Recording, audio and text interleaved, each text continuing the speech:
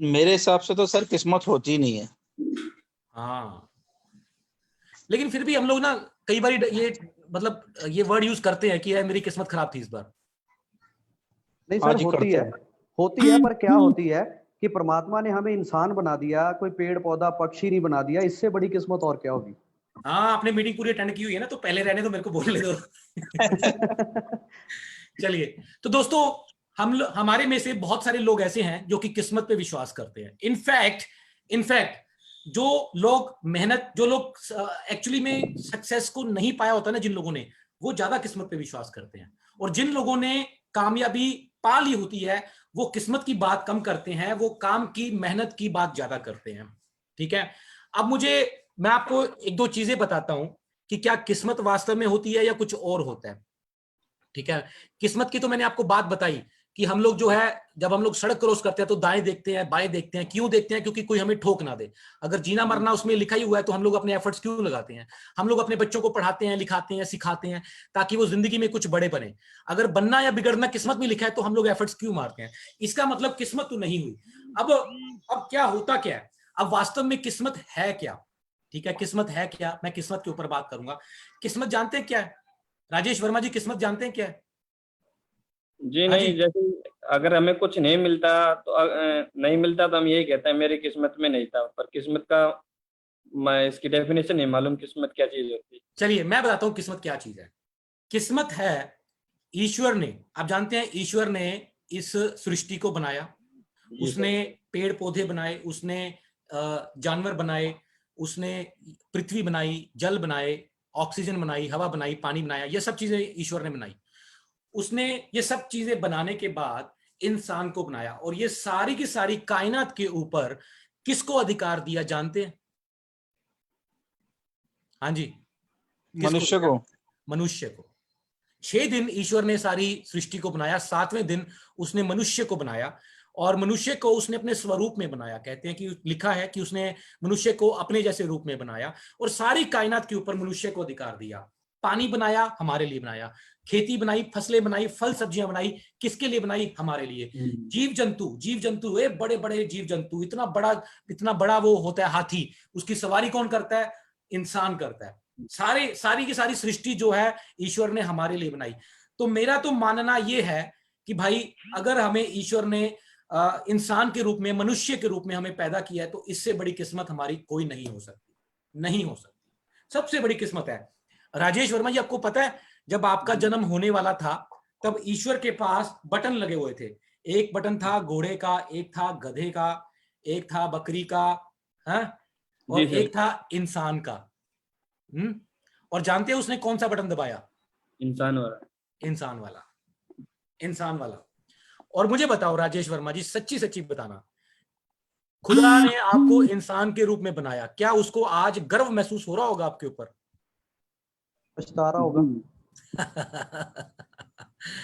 सब लोगों से सवाल है मेरा ये। 500 लोग हमारी मीटिंग में हैं इस वक्त, और आप अपनी टीम में बोल दो कि जो लोग अभी ज्वाइन नहीं कर पा रहे हैं वो फेसबुक लाइव में देख लें। सब लोगों से मेरा सवाल है, ईश्वर ने जब हमें बनाया तो उसके पास ऑप्शन था, वो हमें घोड़ा, गधा, बकरी कुछ भी बना सकता था, लेकिन उसने हमें इंसान बनाया। क्या उसको प्राउड फील हो रहा होगा हमें इंसान बनाने पे? नहीं हो रहा होगा। वो जी। सोच रहा होगा कि यार ये राजेश वर्मा को मैंने खामखा इंसान बना दिया, इससे अच्छा तो मैं इसको गधा बना दे। कम से कम ईमानदारी से काम तो करता। जी सर। बहुत बड़ी किस्मत है हमें हमारी कि ईश्वर ने हमें इंसान के रूप में पैदा किया। शुक्र करो ईश्वर का। दूसरी बात उससे भी बड़ी बात जानते हैं वो क्या? आज भी बहुत सारे बच्चे जो हैं वो अपंग पैदा हो रहे हैं। बहुत सारे बच्चे, छोटे छोटे बच्चे, मैं देखता हूं, हमारी इंडस्ट्री यही है, मैं बहुत सारे बच्चे देखता हूं, 1 साल का बच्चा, उसको शुगर है। बहुत सारे बच्चे जो हैं, कोई दिमाग किसी का विकसित नहीं हो रहा, किसी को कोई प्रॉब्लम है, किसी को कोई प्रॉब्लम है। बहुत सारे बच्चे, आज एक बहुत बड़ी परसेंटेज है बच्चों की जो अपंग या सामान्य नहीं पैदा हो रहे हैं। और मैं कहता हूं कि अगर ईश्वर ने हमें सामान्य रूप से पैदा किया है तो इससे बड़ी किस्मत नहीं हो सकती। क्यों राजेश जी? जी सर। दिमाग काम करता है आपका? अब करने लगा थोड़ा थोड़ा। अच्छा, पहले की हाथ बात पैर पूछ रहे हैं काम करते हैं, सही सर। सलामत हैं? जी सर। आंखों से दिखाई देता है। जी सर। इससे बड़ी किस्मत क्या होगी बताओ? जी सर, सही बात इससे है बड़ी सर। किस्मत क्या होगी मुझे बताओ? इससे बड़ी कोई किस्मत नहीं हो सकती सर। नहीं हो सकती। और तीसरी बात बताऊं मैं, जी ईश्वर ने हमें आईएमसी जैसा बिजनेस दे दिया जिसमें हम लोग जितनी मेहनत कर लें उतना हम लोग इनकम ले सकते हैं। अब बताओ इससे भी बड़ी कोई किस्मत हो सकती है क्या? जी नहीं। किस्मत तो उनकी खराब थी जिनको बेचारों कोई ऐसी अपॉर्चुनिटी उनके सामने ही नहीं आई। या आपके शायद पिताजी को ऐसा कोई काम ही नहीं मिला होगा जिसमें कि वो जितनी मेहनत करें और उसके बाद वो उतना कमा सकें। आप जी किस्मत वालों की हमें ऐसी अपॉर्चुनिटी मिली, और उसके बाद भी अगर हम लोग मेहनत नहीं कर रहे हैं, अगर हम लोग अपने ईश्वर को, हमने उसने इतनी अच्छी खूबसूरत जिंदगी दी है और हम लोग उस लेवल की मेहनत नहीं कर रहे हैं उसको, तो हमें लानत है यार ये इंसानी रूप के ऊपर ही। वो भी बैठा ऊपर बैठा हमें कोस रहा होगा कि यार इसको मैंने खामखा ही इंसान का रूप बना दिया। क्यों अंकित शर्मा जी? जी आप सर। बाल सेट कर लो अपने। कितना टाइम हो गया एमसी करते हुए? सर अभी मार्च से स्टार्ट किए, मार्च महीने से। 5 महीने हुए हैं? मार्च महीने से। हाँ 5 महीने। आपको पता है मैंने आज से 7.25 साल पहले काम शुरू किया था, और उस जमाने में कंपनी के पास 25-30 प्रोडक्ट्स थे, कोई जानता नहीं था। मैं उस समय पे 7.5 महीने 6.5 महीने में मैं चेयरमैन बन गया था। और हम क्या कर रहे हैं बताओ? बताओ क्या कर रहे हैं हम लोग? चलो मैं एक और बात बताता हूं, किस्मत की बात बताता हूं। मैं किस्मत बड़ी, मेरी किस्मत बड़ी या कुछ और बड़ा था। मैं 2012 में अच्छा आप लोग फुल टाइम कर रहे हो या पार्ट टाइम कर रहे हो? Part time sir. Part time. क्यों पार्ट टाइम क्यों कर रहे हो? सर अभी स्टडी चलती है। और राजेश जी आप? सर अभी फैमिली मेरा बैकग्राउंड वीक है। क्या है? फैमिली बैकग्राउंड वीक है सर, फाइनेंशियल प्रॉब्लम है। अच्छा आपको क्या लगता है यहाँ पे जो आए हुए हैं 500 लोग यहाँ पे बैठे हुए हैं, वो सारे के सारे कोई करोड़पति घर से आए हुए हैं? जी नहीं, वैसे अब क्या है कि अभी मैं बड़ा ही बड़ा हूँ घर में, तो खर्चा मेरे को चलाना पड़ता है सर। हाँ तो फिर तो आपको ज्यादा जरूरी काम करना चाहिए। जी सर। मैं आपको एक बात बताता हूँ। जी 2012 में मैं एक कंपनी में नौकरी करता था, जैसा कि मैंने बताया। मैं सब जी लोगों को ये बात बताना चाहता हूँ, ठीक है? और उस समय मेरी जो सैलरी थी वो लगभग 70-80 हजार रुपए मैं इंसेंटिव मिला के मैं ले लेता था, ठीक है? मैंने वो नौकरी छोड़ के आईएमसी को फुल टाइम किया। आप मेरी जगह पर होते तो क्या आईएमसी को फुल टाइम करते नौकरी छोड़ के? जी नहीं। आप बताओ मेरी किस्मत अच्छी है? बताओ मेरी किस्मत अच्छी है? आप बताओ अगर मैं पार्ट टाइम कर रहा होता तो क्या मैं इस मुकाम पर होता? नहीं सर। नहीं सर। नहीं होता। तो आज की सेशन का सबसे पहली चीज किस्मत क्या होती है मैंने आपको बताया, और उसके बाद क्या आपने निर्णय लिया, डिसीजन लिया। राजेश वर्मा जी अभी तक आपने डिसीजन नहीं लिया। अंकित शर्मा जी अभी तक आपने डिसीजन नहीं लिया।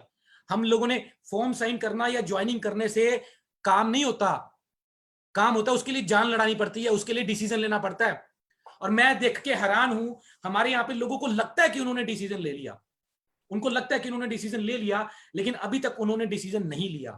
उन्होंने सिर्फ ज्वाइन किया। वो सिर्फ काम करने का जो है वो दिखावा कर रहे हैं, काम नहीं वो कर रहे। वो लोग वो काम नहीं कर रहे, काम करने का सिर्फ और सिर्फ उनका दिखावा हो रहा है। अभी तक नहीं डिसीजन ले पाए वो लोग। अगली बात के ऊपर आता हूं, किस किस के ऊपर जिम्मेवारी है? हाँ जी राजेश वर्मा जी, जी सर। जिम्मेवारियां हैं आपके ऊपर। जी सर। आपने भी बताया कि मैं घर पे सबसे बड़ा हूं, मैं भी बड़ा हूं सबसे घर से, जी ठीक है? क्या क्या जिम्मेवारियां आपके ऊपर? सर, क्या कि जो भी थोड़ा बहुत कर्ज लिया हुआ है बैंक से, लोन लिया हुआ है, वो भी लोन भरना पड़ता है। लोन की प्लस जिम्मेदारी है, और घर पे किस किस की जिम्मेदारी है आपके ऊपर? घर पे राशन की जिम्मेवारी। राशन की जिम्मेदारी, जी सर। और यही अभी और पापा संभाल रहे हैं थोड़ा बहुत। पापा संभाल रहे हैं। जी। और किसकी जिम्मेदारी है? बीवी की, बच्चों की, घर परिवार की, किसकी? बीवी बच्चों की तो है ही सर। क्या हाँ बताओ ना फिर, शर्मा क्यों रहे हो? ये देखो ना फोटो में, देखो स्क्रीन नजर आ रही है। जी सर। हाँ तो फिर बताओ किस किस की जिम्मेदारी है? हाँ, ये जो फोटो दिख रही है सारी है। ना बताओ, बोल के बताओ, शर्म क्यों आ रही है? सर अभी बताया था कि अभी फैमिली की जिम्मेवारी है, बीवी बच्चों की। और जो हाँ भी मेरी जो बैंक से लोन लिया है उसको भरना पड़ता है। प्लस कंपनी में भी जाना पड़ता है सर। गुरिंदर कौर जी आप बात करिए, खुद को अनम्यूट करिए।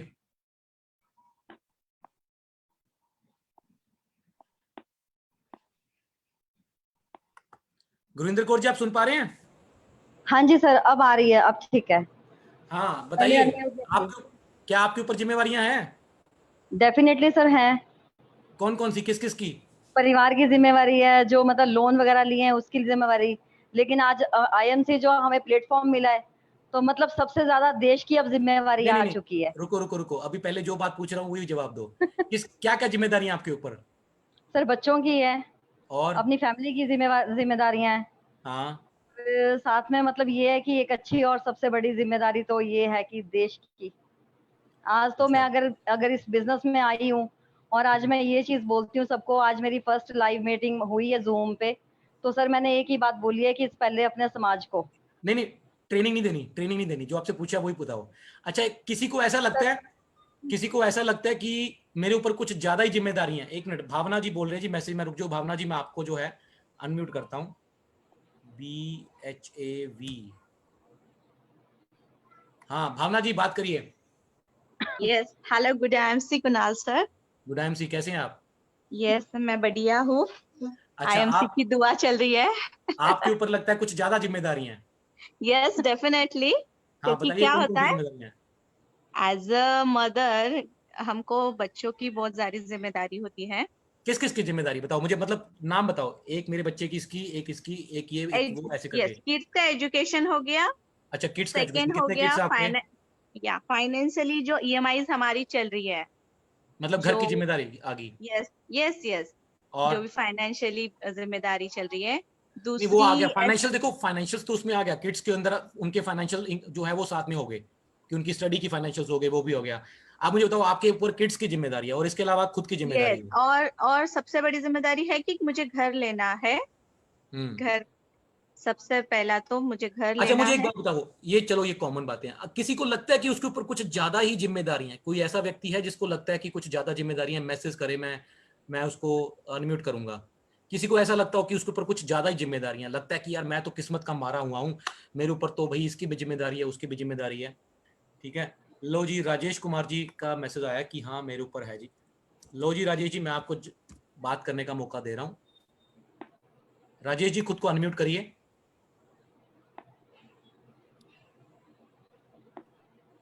राजेश कुमार जी बात करिए।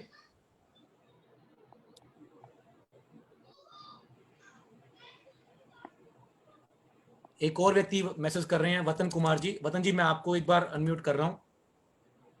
मुझे एक्स्ट्रा जिम्मेदारी वाला आदमी चाहिए, जिसको लगता है मेरे ऊपर कुछ ज्यादा ही जिम्मेदारी है। वतन कुमार जी खुद को अनम्यूट करिए। Good MC sir. हाँ जी, गुड MC, बताइए क्या क्या जिम्मेदारी है आप पे? सर बहुत सारी। Good MC sir. किस किस की जिम्मेदारी आप पे, नाम बताओ मुझे। वतन जी पहले आप बोलिए। Good MC sir. Sir hello. घर परिवार कर्ज, बहुत नहीं, सारी नहीं, जिम्मेदारी होती है sir. Good MC sir. Good MC, वतन जी पहले आप बोलेंगे, आपके ऊपर किस किस की जिम्मेदारी है। नाम आप एक एक करके बताइए कि मेरे ऊपर पहले मेरे माता की या पिता की या भाई की, क्या क्या। सर सभी की। यार सभी की वाला जवाब नहीं चाहिए मुझे वो तो सबके ऊपर ही होती है। मुझे बताओ कि किस किस की जिम्मेदारी है आपके ऊपर। सर घर परिवार और कुछ पैसा लोन पर लिया हुआ सर, उसकी जिम्मेदारी है। हाँ, कोई और बोलो। मुझे जो मैं जवाब सुनना चाह रहा हूँ ना, आप जिम्मेदारी बताओ, सबकी है। मुझे बताओ ना कौन सी जिम्मेदारी। मैं आपको ये पूछ रहा हूँ कि किसके ऊपर कुछ ज्यादा जिम्मेदारियां एक्स्ट्रा है, वो जवाब दो। किसको लगता है?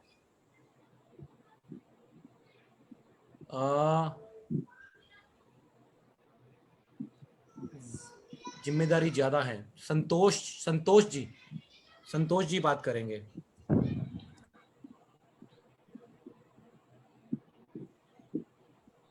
मेरे पर भी है सर, मेरे ऊपर बहुत ज्यादा है। अशोक कुमार वर्मा, चलो आपके ऊपर बहुत ज्यादा ही, मैं आप सुनना चाहता हूं कि आपके ऊपर कौन सी जिम्मेदारी है। अशोक कुमार जी, मैं आपको अनम्यूट कर रहा हूं, बताइए एक एक करके बताना कौन कौन सी जिम्मेदारी है आपके ऊपर, जो आपको लगता है कि बाकियों के ऊपर नहीं है। घर की है, परिवार की, वो तो सबके ऊपर होती है। आपको जो लगता है कि मेरे ऊपर कुछ एक्स्ट्रा जिम्मेदारी है, अशोक जी आप खुद को अनम्यूट करिए और बात करिए। जी sir, good MC। Good MC बोलिए। सर मेरे ऊपर ये जवाब जिम्मेदारी है, सबसे ज्यादा जिम्मेदारी है कि मेरे गांव में, मेरे आसपास, मेरे क्षेत्र में इतने ज्यादा लोग परेशान हैं। यार आपके ऊपर क्या बीमारियों से जिम्मेदारी है ये परेशान। बताओ, जिसकी वजह से आप काम नहीं कर पाते? जो मैं पूछ रहा हूँ उसका जवाब दो आप लोग। काम नहीं कर पाता हूँ जिसकी वजह से आप मुझे वो बताओ कि सर मैं आपको नहीं पता, मैं बहुत फंसा हुआ हूँ। मुझे जिसके दिमाग में ये बात आती है ना, सर आपको नहीं पता मैं बहुत फंसा हूँ, मेरे ऊपर ये जिम्मेदारी, मेरे ऊपर वो जिम्मेदारी, आपको नहीं पता। मुझे बताओ आपके ऊपर क्या जिम्मेदारी है? लोगों की जिम्मेदारी मत लो, अपने घर के, गांव के आसपास की छोड़ो, आप अपनी बात करो। घर परिवार की तो है सर, वो तो है। किसी व्यक्ति को लगता है कि मुझे आम व्यक्तियों से ज्यादा मेरे ऊपर जिम्मेदारियां हैं, वो व्यक्ति मेरे से बात करे, मुझे मैसेज करे।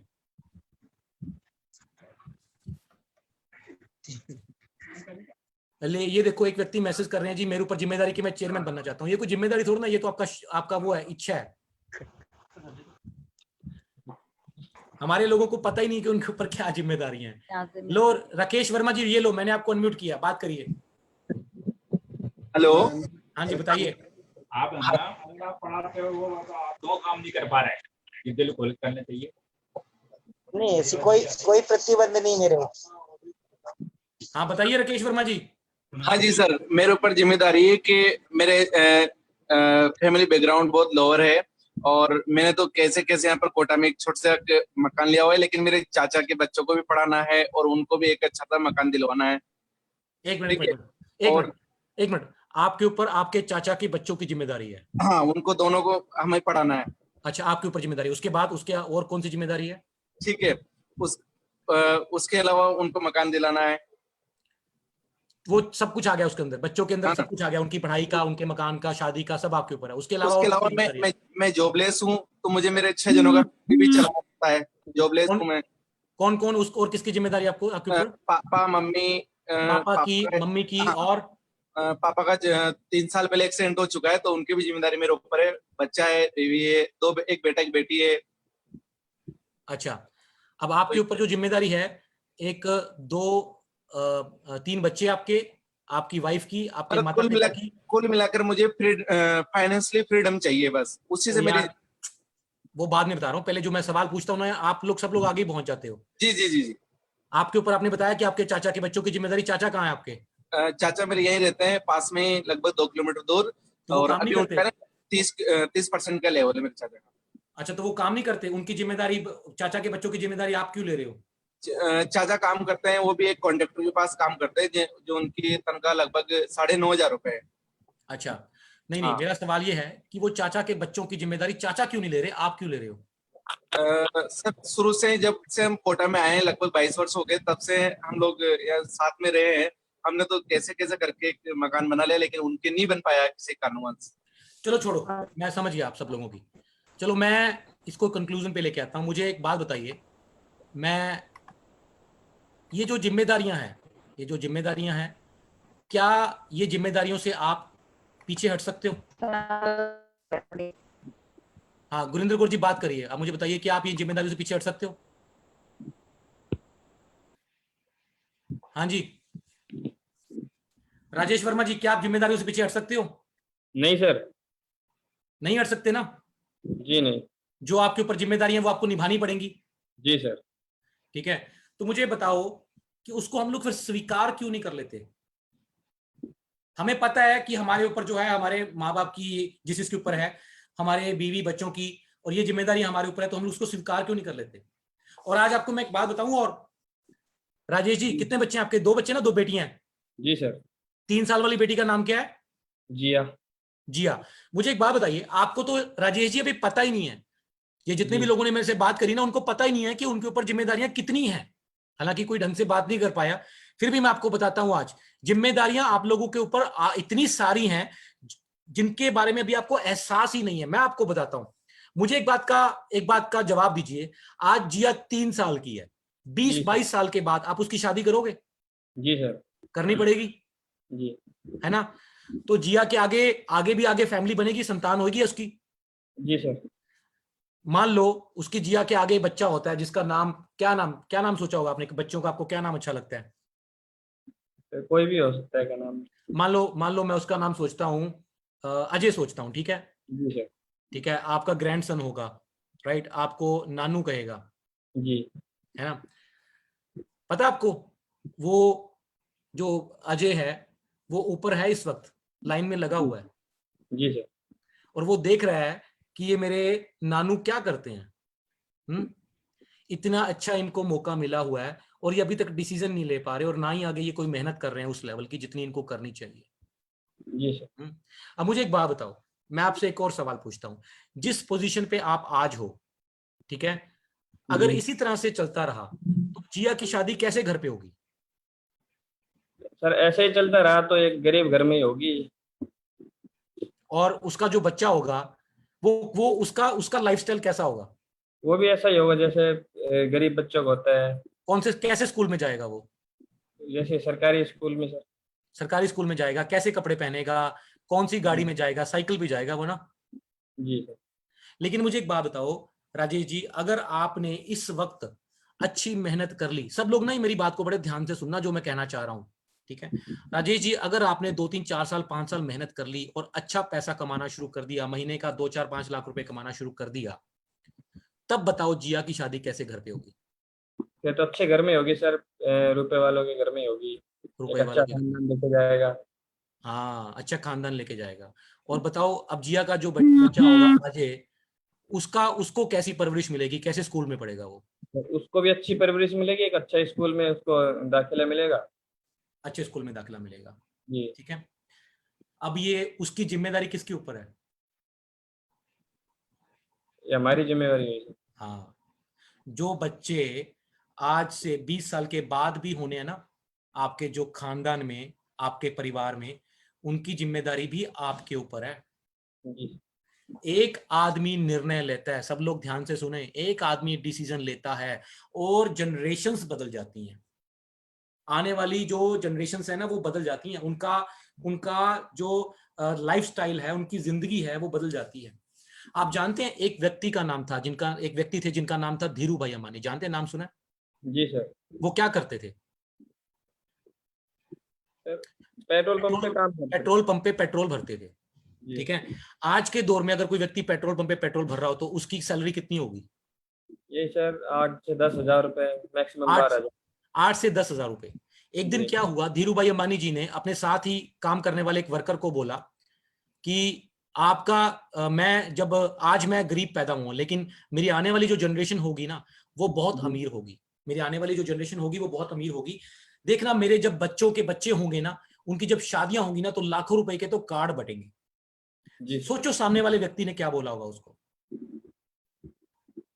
उसने बोला होगा कि तेरा दिमाग खराब हो गया है ना। हाँ, ऐसे बोला होगा, दिमाग खराब हो, पागल है। लेकिन बताओ कि क्या आज, अभी कुछ साल पहले, 2-3 साल पहले की बात है, धीरू भाई अंबानी की पोती का शादी हुई है, ठीक है, सुना था आपने? जी नहीं। और कहते हैं कि 2.5 से 3 लाख रुपए का तो एक कार्ड की कीमत, एक गेस्ट को बुलाने के जो कार्ड है ना, एक कार्ड की कीमत 2.5-3 लाख रुपए थी। आप में से बहुत सारे लोगों ने सुना होगा ये वाली बात। और उस लड़की के दादाजी पेट्रोल पंप पे पेट्रोल भरते थे। एक व्यक्ति ने निर्णय लिया, एक व्यक्ति जिनका नाम था धीरू भाई अंबानी, एक व्यक्ति ने निर्णय लिया और देखो उनकी आगे जनरेशन बदल गई। एक व्यक्ति। हम लोगों को लगता है कि मेरे ऊपर मेरे माँ बाप, भाई बहन, बच्चों की जिम्मेदारी है। नहीं, हमारे ऊपर, हमारे सबके ऊपर आने वाली जनरेशंस की जिम्मेदारी है, आने वाली पीढ़ियों की जिम्मेदारी हमारे ऊपर है। अगर आज हम डिसीजन लेते हैं तो हमारी आने वाली जनरेशंस का जो स्तर है वो सुधर जाएगा। अगर आप आज डिसीजन लेते हो, आज राजेश जी आप मेहनत करते हो, कुछ बन जाते हो, तो आपकी बेटी की शादी आने वाले समय में एक बड़े घर के अंदर होगी, उसके जो बच्चे होंगे वो अच्छे स्कूल में पढ़ेंगे, अच्छी परवरिश होगी उनकी। जी सर। और लेकिन यदि आप डिसीजन नहीं ले पाए तो आप सोचो कि आपके आने वाली जनरेशन किस तरह की होगी। वो ऐसी ही होगी जैसे हालात आपके आज हैं। धीरू भाई अंबानी की ग्रैंड डॉटर पोती की शादी हुई, लाखों रुपए का तो सिर्फ कार्ड बटा है। और जो उनके पिता है मुकेश अंबानी, सुना है कि उन्होंने कोई 350-400 करोड़ का घर अपने दामाद को गिफ्ट दिया है। सोचो। और यदि धीरू भाई अंबानी डिसीजन ना लेते तो उनकी पोती की शादी कैसे होती, सोचो कैसी होती बताओ? सर किसी को पता ही नहीं चलता कि शादी हुई है कि कौन क्या है। हाँ, गरीब आदमी के घर पे कोई शादी थोड़ी ना होती है। गरीब आदमी के घर पे तो मजबूरी होती है कि चलो भाई मेरी बेटी बड़ी हो गई, तुम्हारा बेटा बड़ा हो गया, ये लो पकड़ो 101 रुपए 1100 रुपए और शादी करो, ये होता है। और जानते हैं उनकी कितनी पार्टियां हुई, कितना उनके शानो शौकत से उनका जो फंक्शन किया गया। क्यों? एक आदमी ने डिसीजन लिया, जनरेशन सुधर गई। एक आदमी। आप डिसीजन लेते हो ना राजेश वर्मा जी, आपके खानदान की आने वाली पुश्तों की जो जनरेशन है सारी सुधर जाएंगी, आप सब लोगों के एक डिसीजन के ऊपर। समझ रहे हो मेरी बात आप सब लोग? कितना जरूरी है, कितना महत्वपूर्ण है आप लोगों का डिसीजन। और आप लोग क्या करी जा रहे हो? जिंदगी को यूं ही निकाली जा रहे हो। समय सारा निकलता जा रहा है सोचते हुए, सुबह होती है, शाम हो जाती है, रात हो जाती है, आपने कुछ भी नहीं किया होता। कुछ भी नहीं किया होता हमने, सारा दिन हम लोग वेस्ट कर देते हैं। हमारे सामने अपॉर्चुनिटी आई, मेरे सामने अपॉर्चुनिटी आई, मैंने नौकरी छोड़ी, काम किया। बताओ मेरी किस्मत अच्छी है, मेरा डिसीजन। और उसके बाद मैंने जी जान लड़ा के मेहनत करी। 6 साल मैंने अपने घर परिवार से दूर रह के, अपने बच्चों से दूर रह के मेहनत करी। और आज वो मेहनत की हुई है कि मैं अपने बच्चों को मैं अच्छी परवरिश दे रहा हूं, अच्छा करियर दे रहा हूं, अच्छी जिंदगी दे पा रहा हूं जी। मैंने डिसीजन लिया और उसके बाद मेहनत करी। तो आप सब लोगों के ऊपर बहुत बड़ी जिम्मेदारियां हैं, बहुत बड़ी जिम्मेदारियां। सोचो अगर धीरू भाई अंबानी ने डिसीजन ना लिया होता, आज मुकेश अंबानी क्या कर रहे होते? मेरे ख्याल से पेट्रोल पंप पे पेट्रोल भर रहे होते। अनिल अंबानी जी साइड में वो पंचर वाली दुकान होती है, वो लगा के बैठे होते, पंचर लगा रहे होते, है ना? यही होता। लेकिन उन्होंने डिसीजन लिया। मेरा ना एक दोस्त मिला मुझे मेरा एक दोस्त मिला, वो मुझे कहने लग गया, उसने ना मुझे एक कहावत सुनाई। कहता कि आप सब लोगों ने सुनी होगी, हिंदी में एक वाक्य है, मैं आप थोड़ा सा आपको, मुझे एग्जैक्ट वर्ड टू वर्ड नहीं पता, लेकिन मैं फिर भी कोशिश करता हूं। उसने मुझे बताया कि पुत्रम सपुत्रम तो क्यों धन संचय। मतलब वो मुझे देखता है कि मैं बहुत मेहनत करता हूं अपने घर परिवार के लिए, सब चीजें जो मैं बना रहा हूं। तो उसने मुझे बोला कि तुम, मेरे 2 बच्चे हैं, 2 बेटे हैं मेरे। उसने मुझे बोला कि पुत्रम सपुत्रम तो क्यों धन संचय। मतलब अगर पुत्र जो है वो अच्छे निकले तो वो खुद से बना लेंगे, आपको जोड़ने की, उनके लिए बनाने की जरूरत नहीं है। तो दूसरी लाइन बोली, पुत्रम कपुत्रम तो क्यों धन संचय, कि अगर जो पुत्र है वो कपुत्र निकला है, मतलब अच्छे ना निकले, तो वो जो आपने बनाया है वो उसको भी बिगाड़ देंगे, वो खत्म कर देंगे। आप लोगों ने ये कहावत कहीं सुनी होगी। मैं इसको सही नहीं मानता। मुझे बताओ, अगर धीरू भाई अंबानी जी ने अच्छा बेस बना के दिया तो मुकेश अंबानी जी ने क्या खत्म कर दिया? उन्होंने उसको और ज्यादा बनाया, और बड़ा बनाया। आज हमारी कंपनी के आदरणीय फाउंडर श्री अशोक भाटिया जी ने कंपनी की नींव रखी, कंपनी बनाई, तो उनके जो बेटे श्री सत्यन भाटिया जी जो हमारे मैनेजिंग डायरेक्टर हैं, उन्होंने उसको और आगे लेके गए।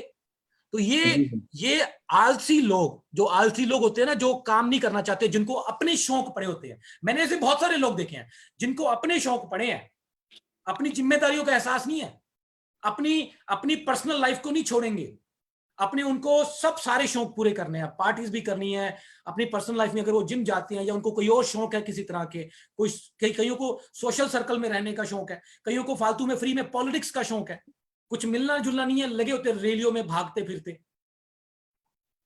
ये ऐसे लापरवाह लोग जिनको अपने फैमिली के लिए कुछ नहीं करना, उनको अपनी जिम्मेदारियों का एहसास नहीं है, ऐसे लोग ऐसे डायलॉग बोलते हैं कि पुत्रम सपुत्रम तो क्यों धन संचय, पुत्रम कपुत्रम तो क्यों धन संचय। मतलब पुत्र के लिए करो ही ना, हमारा फर्ज बनता है यार। हम लोगों ने शादी करी, बच्चों को जन्म दिया। किसने धक्का किया था राजेश वर्मा जी कि आप बच्चों को पैदा करो? किसने जबरदस्ती की थी?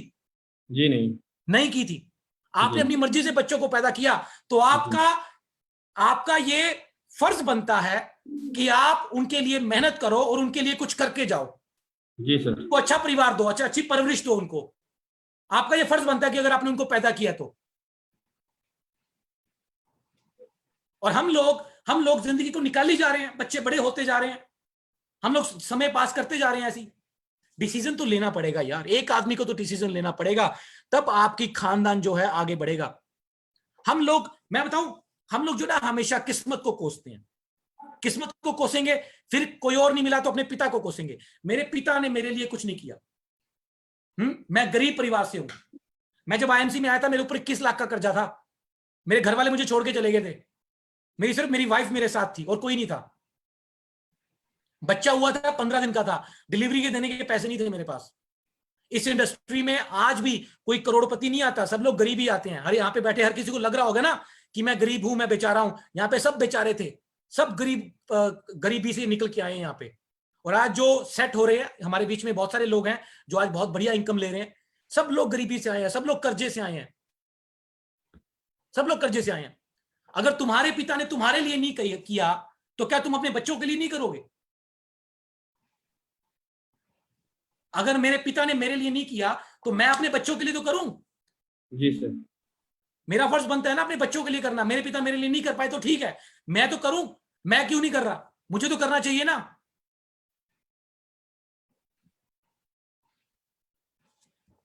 चलिए, सो उम्मीद होगी कि हम लोग जिम्मेवार हैं। जिम्मेवारी का एहसास हुआ आप सब लोगों को? राजेश जी, पता लगा कि कितनी बड़ी जिम्मेदारी है हमारे ऊपर?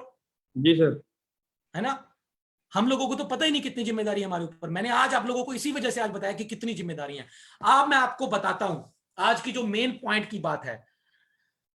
जिम्मेदार व्यक्ति को कुछ अधिकार होते हैं। जिम्मेदार व्यक्ति को कुछ अधिकार होते हैं। उसके पास घर का जो होता है, मैं कई बार हम लोग बोलते हैं ना कि उसके पास घर के डिसीजंस लेने के अधिकार होते हैं, लेकिन जिम्मेदार व्यक्ति के पास कुछ अधिकार नहीं होते। आज मैं आपको कुछ ऐसे ही 2-3 अधिकारों के बारे में बताऊंगा जिनको जिम्मेदार व्यक्ति को नहीं, उसके पास अधिकार है वो करने का। और वो क्या चीज है? सबसे पहले, जिम्मेदार व्यक्ति को 3 अधिकार नहीं है। कौन कौन से? सबसे पहले रूठने का। रूठने का अधिकार। किससे रूठने की बात कर रहा हूं मैं? राजेश जी, किससे रूठने की बात कर रहा हूं? मतलब अपनी जिम्मेवारियों से रूठने। अपनी जिम्मेवारियों से, अपने काम से।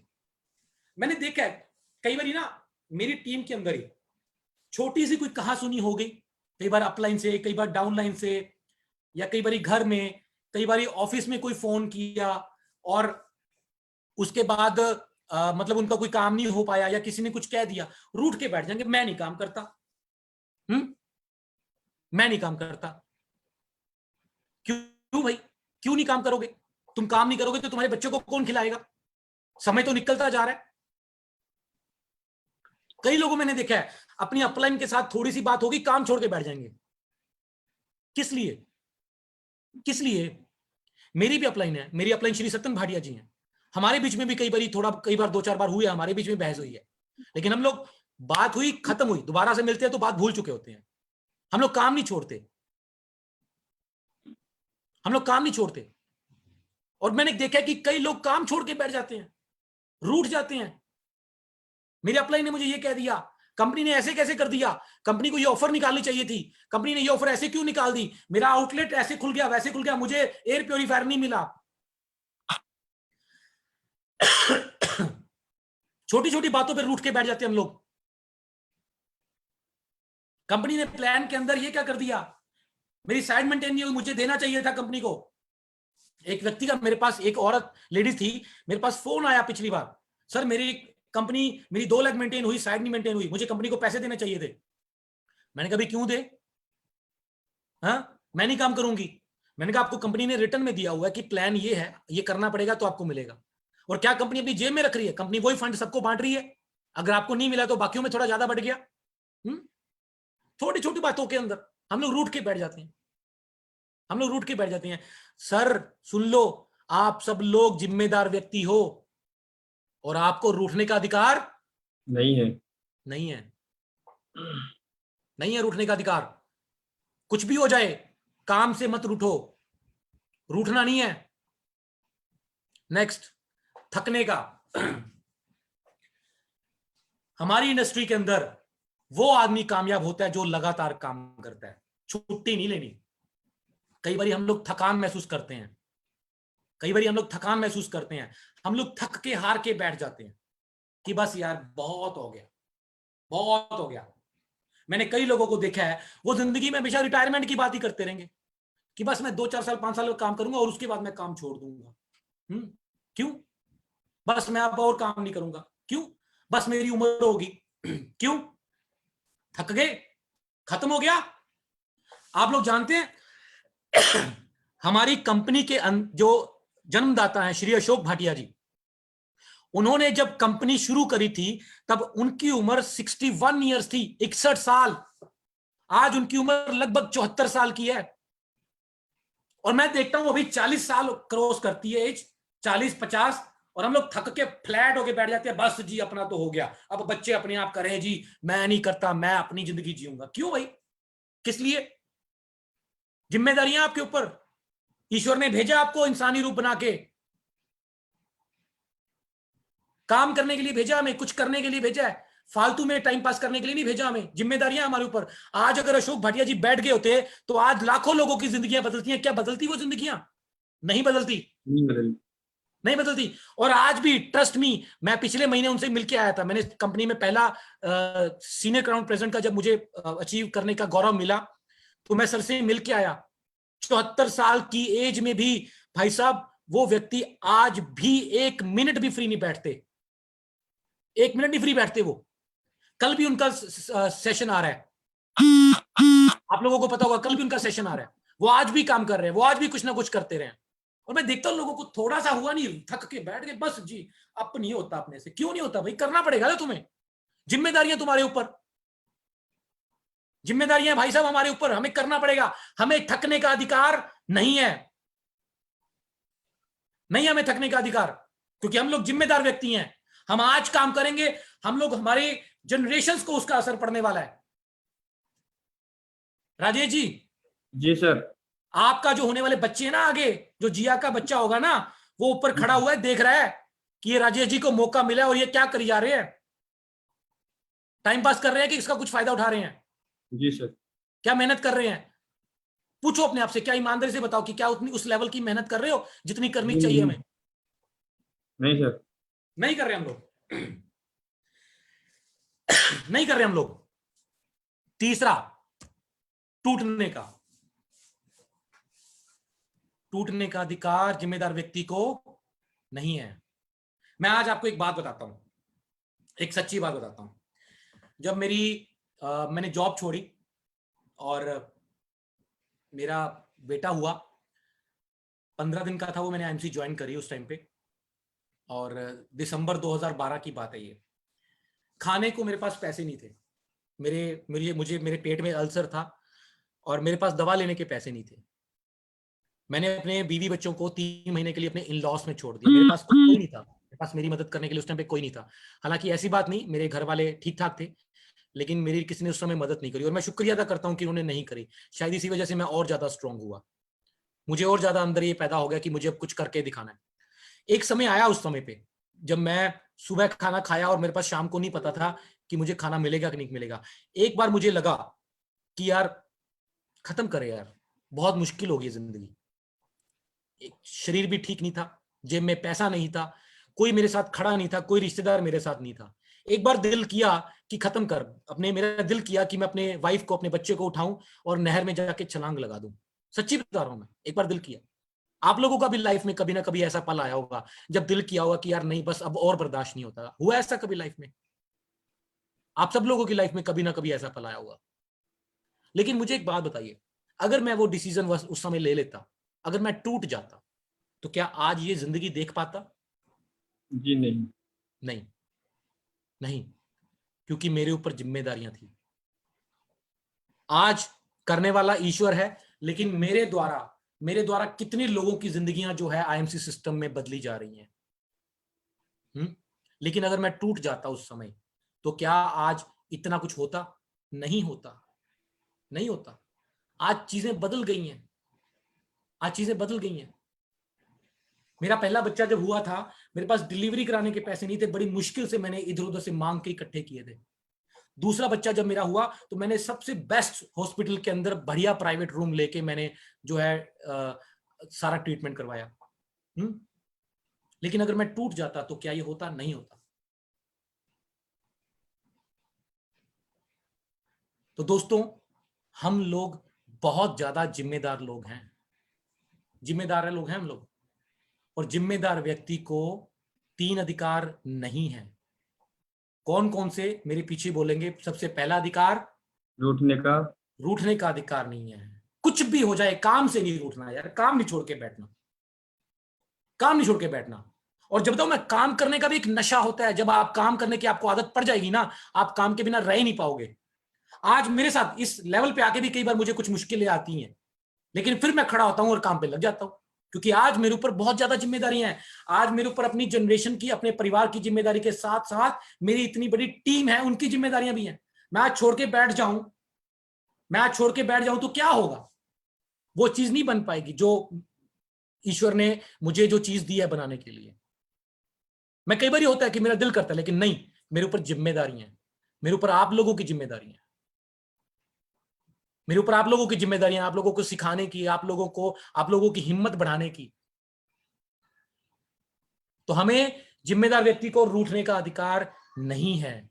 दूसरा, जिम्मेदार व्यक्ति को थकने का अधिकार नहीं है। थकान नहीं होनी चाहिए सर।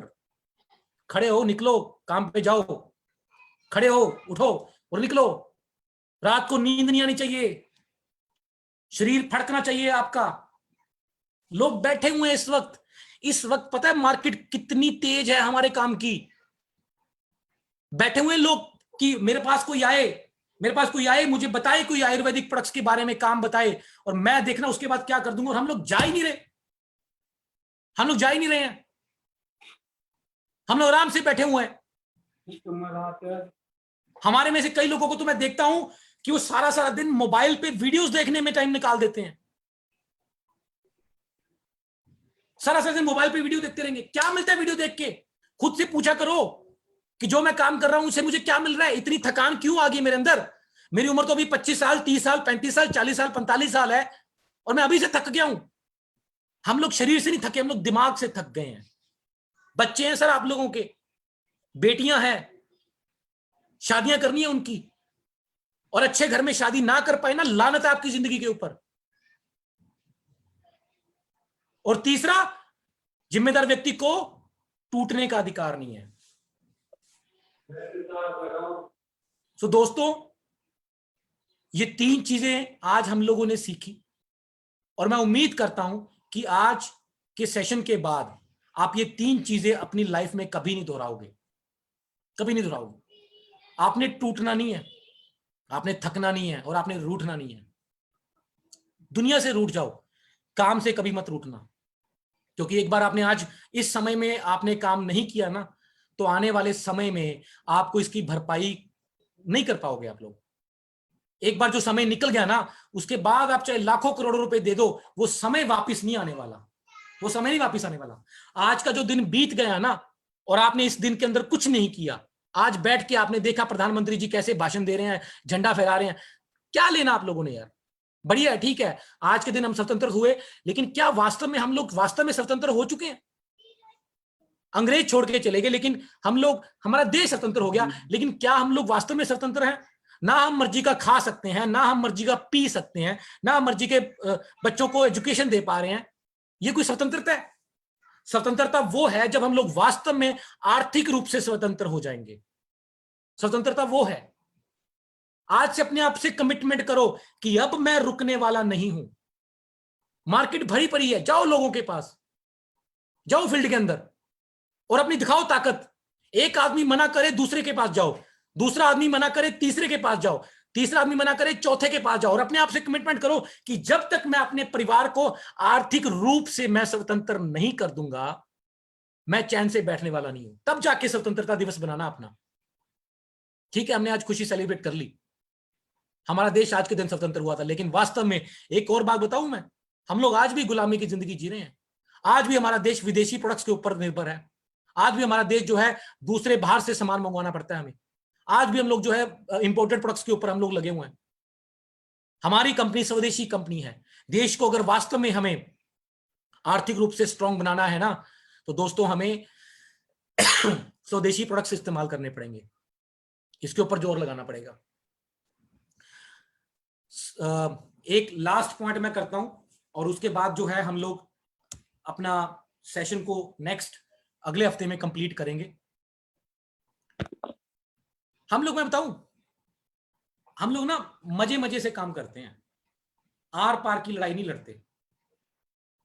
अब मुझे एक बात बताओ, ये फोटो आप देख रहे हो, ये व्यक्ति ने छलांग लगाई वहां से, ठीक है। अब आप में से अगर आप में से काफी लोगों को ये बोला जाए कि तुमने यहां से छलांग लगानी है, ठीक है, तो बहुत सारे तो हिम्मत ही नहीं करेंगे और छोड़ यार, है। और बहुत सारे ऐसे होंगे जो छलांग लगाएंगे और बीच में जाके उनको ये हो जाएगा, अरे यार पता नहीं मैं पहुंच पाऊंगा कि नहीं पहुंच पाऊंगा। तो रिजल्ट क्या आएगा? बंदा बीच में रह जाएगा, बंदा बीच में रह जाएगा। और जिस व्यक्ति ने अपनी पूरी जान लड़ा दी, वो आदमी पार निकलेगा। और दोस्तों यही हमारी जिंदगी है, यही हमारा जीवन है, यही हमारा जीवन है। मैं बताऊं मैंने नौकरी क्यों छोड़ी? मैं नौकरी भी साथ साथ में कर सकता था, लेकिन दिमाग में पता क्या आता? दिमाग में क्या आता है जब नौकरी चल रही होती है? चलो कोई बात नहीं, अगर ये नहीं हुआ तो ये तो है, ये नहीं हुआ तो ये तो है। जब जब ऐसा होता है ना, तब नहीं होता। लड़ाई आर पार की लड़नी पड़ेगी, तब जाके रिजल्ट निकलते हैं।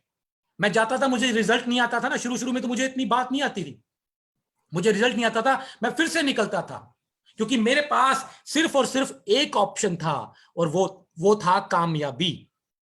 मुझे कामयाब होना है, क्योंकि मुझे सब लोग छोड़ चुके थे, मुझे सब लोग नकार चुके थे, मुझे सब लोग पागल करार दे चुके थे, सब लोग मुझे बेचारा समझते थे, सब लोगों ने मुझे छोड़ दिया था।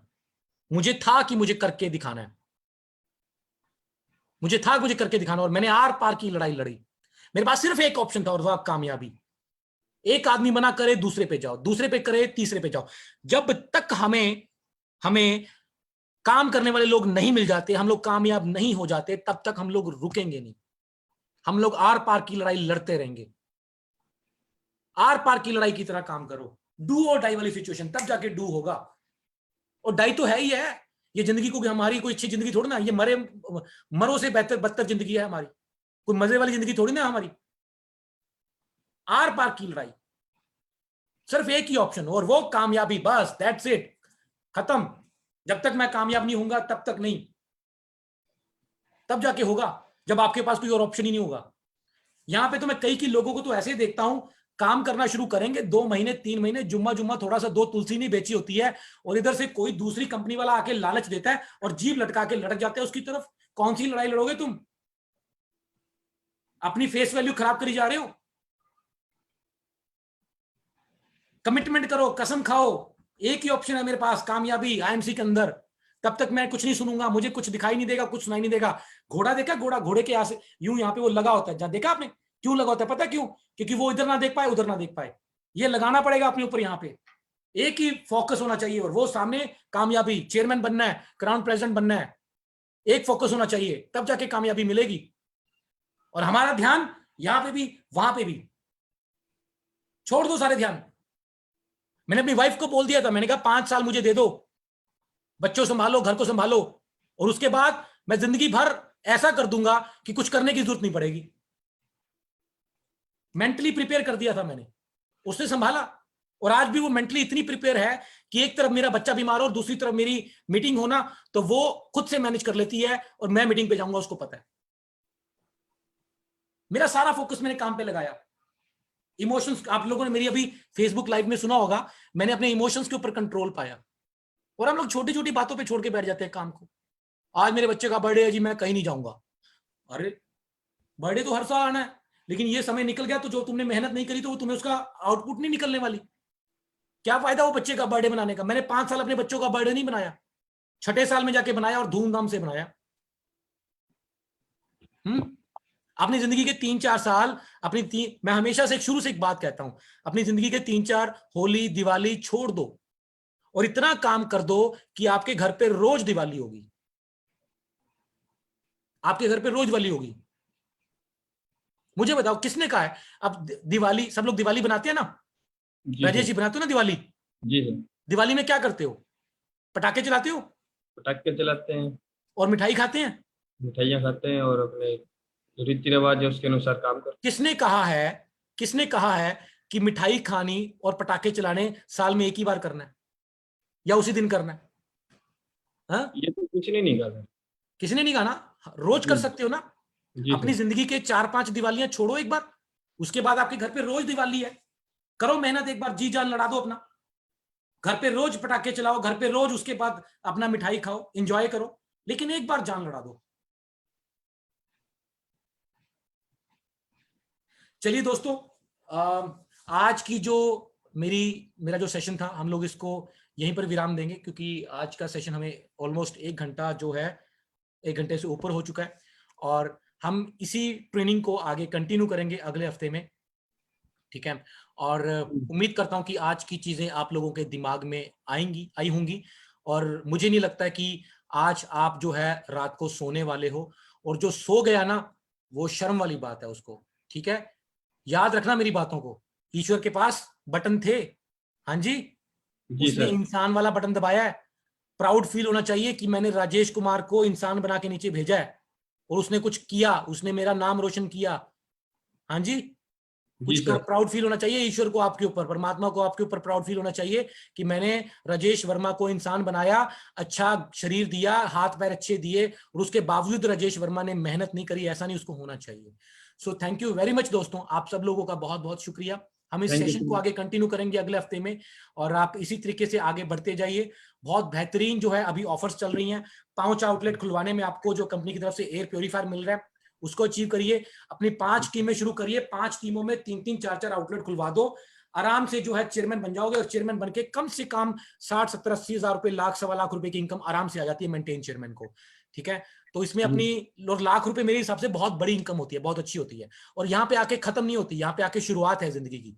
मेहनत करिए, लोग आपके इंतजार में बैठे हैं, हर उस व्यक्ति से मिलिए, हर उस व्यक्ति से, दुकानदार के पास जाइए जो प्रोडक्ट को सेल कर सकता है, ब्यूटी पार्लर है, मेडिकल वाला है, करियाने वाला है, किस कोई भी जाइए, हर व्यक्ति को जाके उनको बताइए कि 1,10,000 रुपए का आउटलेट था, कोरोना काल के दौरान कंपनी ने ऑफर दिया है कि 30,000 में खुल रहा है, और आउटलेट खुलवाइए। आउटलेट खुलेगा तो प्रोडक्ट मार्केट में जाएगा, प्रोडक्ट मार्केट में जाएगा तो बिकेगा, और प्रोडक्ट बिकेगा तो हमारे घर में पैसा आएगा।